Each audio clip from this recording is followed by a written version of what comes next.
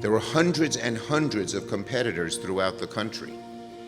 But because of the excellence of the program here at Binghamton University, because of our great labor force in all of upstate New York, I am proud to announce that New Energy New York, Binghamton's battery hub, has won the esteemed National Science Foundation Regional Engine Competition, which will bring up to $160 million to this region and to our state.